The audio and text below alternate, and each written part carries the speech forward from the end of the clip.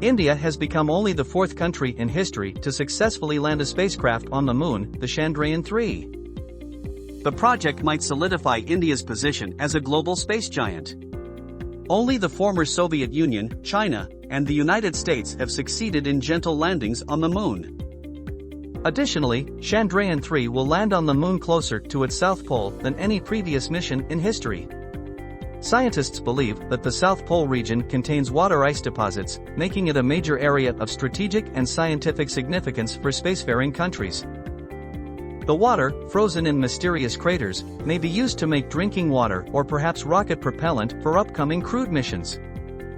While attending the BRICS summit in South Africa, Indian Prime Minister Narendra Modi witnessed the landing remotely and offered broadcasted remarks on the webcast. "I would like to address all people in the world on this joyful occasion," he remarked. Indian success in its moon mission is not exclusive to India. India is holding the G20 presidency this year, which is being seen by the entire world. Our philosophy of one Earth, one family, one future is finding resonance all around the world. This human-centric strategy that we propose and that we stand for has gained widespread acceptance. The same human-centric methodology is used for our moon mission as well, Modi continued. Therefore, this accomplishment belongs to all of humanity and will support future moon missions by other nations. Only a few days have passed since another country's failed effort to land its spacecraft near the lunar South Pole. The first lunar landing attempt by Russia in 47 years was aborted on August 19 when the Luna 25 spacecraft collided with the moon after experiencing engine trouble. Chandrayaan-3's cameras took pictures as it got closer to the moon, including one from August 20 that the Indian Space Agency released on Tuesday. The picture provides a close-up of the moon's dark, dusty surface. The three components of India's lunar lander, a rover, and a propulsion module, gave the spacecraft all the thrust it needed to travel the 384,400 kilometers, 238,855 miles, between the moon and Earth. Applause broke out from the Mission Control Center as Vikram steadily throttled down its engines for a touchdown shortly after 6 p.m. IST, 8:30 a.m. Eastern Time. Vikram used its onboard thrusters to carefully position itself as it approached the lunar surface. Later, the Indian Space Research Organisation, or ISRO, announced that two-way communication had been established with the spacecraft and released the first photos of the surface that had been taken during the lander's final descent. Both the 1,700 kilogram, 3,748 pound lander and the 26 kilogram, 57.3 pound rover are loaded with scientific equipment and ready to collect data that will be used to examine the lunar surface and provide new insights into its makeup. The inclusion of a seismometer on the lunar lander, according to Angela Marusiak, an assistant research professor at the Lunar and Planetary Laboratory of the University of Arizona, is something that really excites her. According to Marusiak, understanding how the moon's core layers move could be crucial knowledge for upcoming lunar surface missions. Make sure that any anticipated seismic activity won't put astronauts in danger, Marusiak advised. Or that any structures we erected on the moon would be secure from seismic activity. On the moon's surface, the lander and rover should operate for around 2 weeks. The propulsion module will continue to orbit the Earth and act as a hub for relaying information back to the planet. India is a member of the second wave of burgeoning space powers, working with partners like the US and France. The nation's space program has grown to be one of the busiest in the world when it comes to the creation of equipment for exploration space. Chandrayaan-3 has generated a great deal of attention and pride for India as a whole. In July, crowds gathered to watch the mission take off from the Satish Dhawan Space Center's launchpad in Sriharikota, Andhra Pradesh. More than 8 million viewers watched a broadcast of the landing on Wednesday. At least 500 people arrived at the Council of Scientific and Industrial Research in New Delhi on Wednesday to watch the webcast that was being aired both inside the auditorium and outside under a temporary tent. Indian sweets were given out to the crowd, firecrackers were lighted, and people cheered for more than a minute after a successful touchdown was confirmed. Children joyfully waved the Indian flag as they heard the chants Bharat Mata Ki Jai, or Victory to India. Since Russia's failed Luna 25 landing attempt, the significance of India's mission has increased. Chandrayaan 3's successful landing made India the second nation in the 21st century to send a spacecraft to the moon after China, which has sent 3 landers there since 2013, including the first to set down on the moon's far side. The crewed Apollo 17 mission, the final U.S. lunar lander, made landfall in 1972. In the upcoming years, missions to the moon are planned by more than a dozen nations, including one sponsored by Japan's space agency, the Japan Aerospace Exploration Agency, which is scheduled to launch later this month.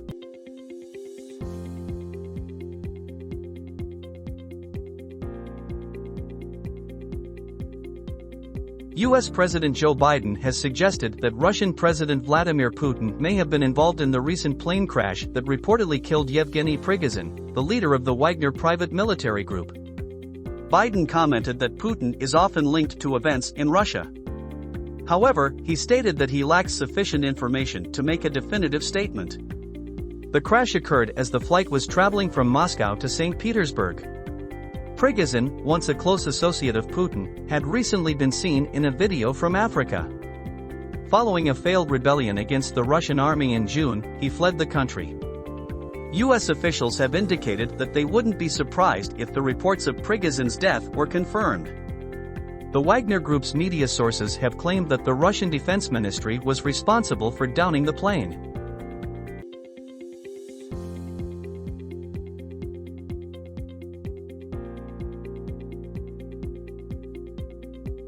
According to Jordanian authorities, a terrible accident on the Mecca-Riyadh road in Saudi Arabia on Monday claimed the lives of 5 members of a Jordanian family who were all UAE residents. After undertaking the Umrah, the family was departing for the UAE. Malik Korma, together with his wife Muna, and their 4 children Akram, Maya, Dana, and Dima, perished at the scene. Muna's sister recognized Malik's wife as Muna Korma. Despite her injuries, she was claimed to be in a stable condition when she was taken to King Faisal Hospital in Hufu for treatment.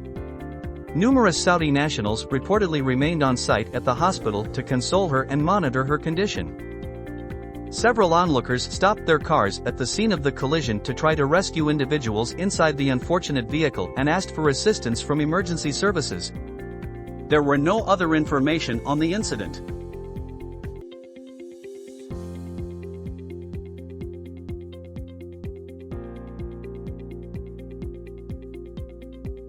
According to media reports, an Australian court sentenced the former principal of an ultra-Orthodox Jewish school to 15 years in prison on Thursday for sexually abusing 2 kids.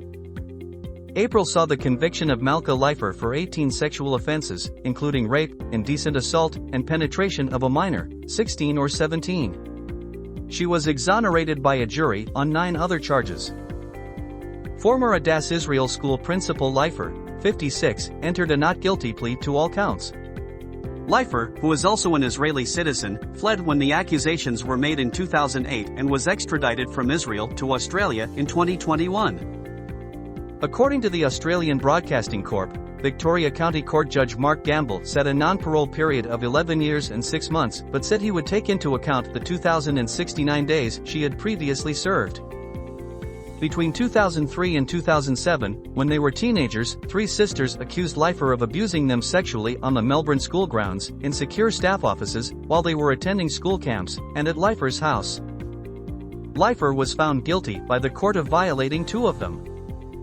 One of the complainants told reporters outside the court following the decision that our expectations were so low because female perpetrators are so underreported and we have nothing to base it on. We just felt very grateful that we actually felt validated in that exact moment, the complainant said.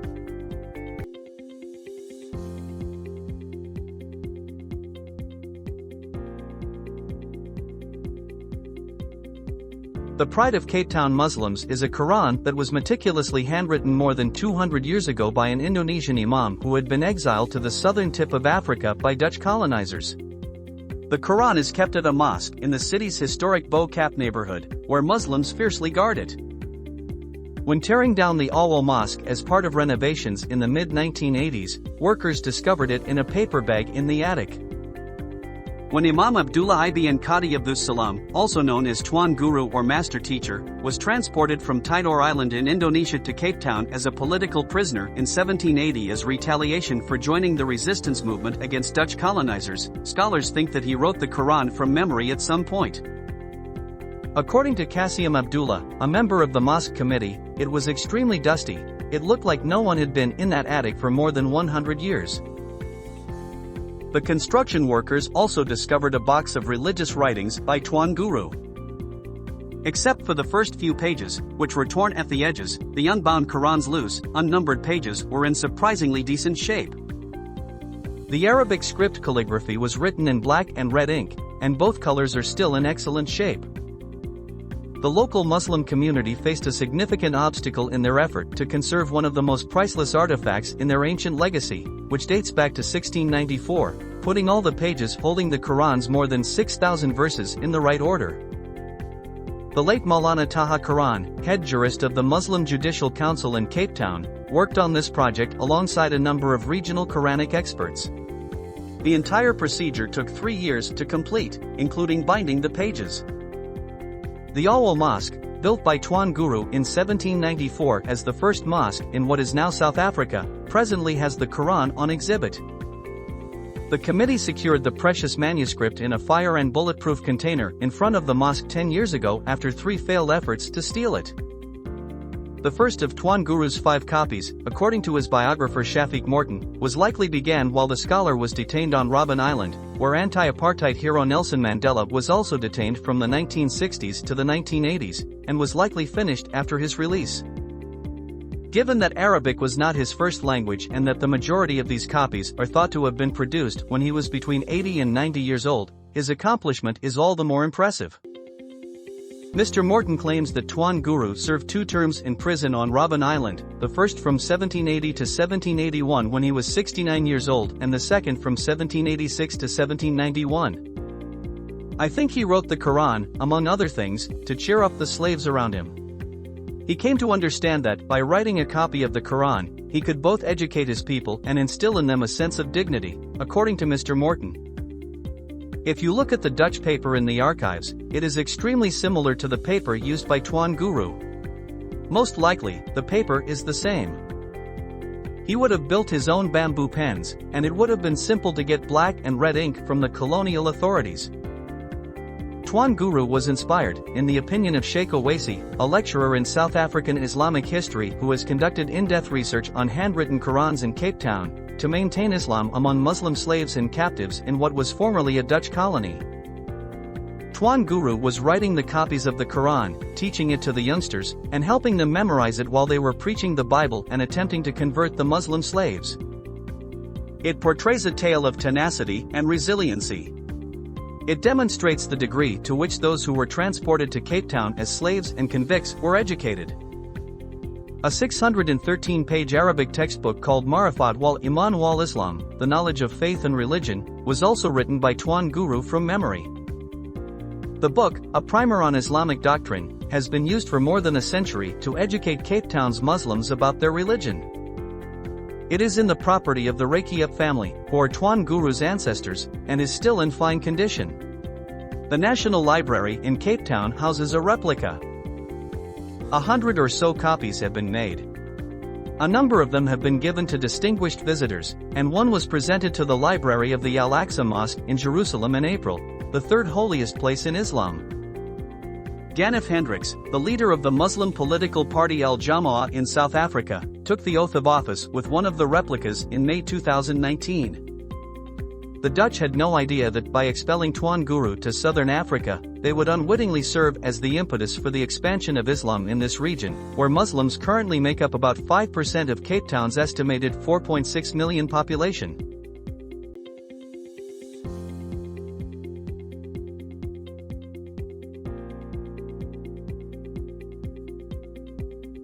In today's video, we are going to talk about the tragic story of a young doctor in Japan who took his own life after working more than 200 hours of overtime in a single month. This is a heartbreaking case that highlights Japan's deep-rooted overwork culture and the immense pressures placed on healthcare workers. The doctor in question, Takashima Shingo, had been working as a resident doctor at a hospital in Kobe City. According to his family's lawyers, he had worked more than 207 hours overtime in the month before his death and had not taken a day off for 3 months. This is an unbelievable number that no one should ever have to work. And yet, this is just one example of many in Japan. Japan has long battled a persistent overwork culture, with employees across various sectors reporting punishing hours, high pressure from supervisors and deference to the company. The ensuing stress and mental health toll has even caused a phenomenon called karoshi, or death by overwork, leading to legislation meant to prevent death and injury from excessive work hours. And yet, as Takashima's case shows, more needs to be done. The hospital, Konan Medical Center, has denied the accusations placed upon them. However, in June, the government's labor inspection body ruled his death a work-related incident due to his long hours. His family described what they said was a young man driven to desperation and expressed their grief over his death. This is not an isolated incident. A number of overwork cases have made national and global headlines over the years, especially in the healthcare sector. Reforms to labor law and overtime regulations in 2018 have seen some small progress, with the government reporting last year that the average amount of annual hours worked per employee has been gradually decreasing. However, though the number of actual working hours has been declining, overtime working hours have fluctuated over the years.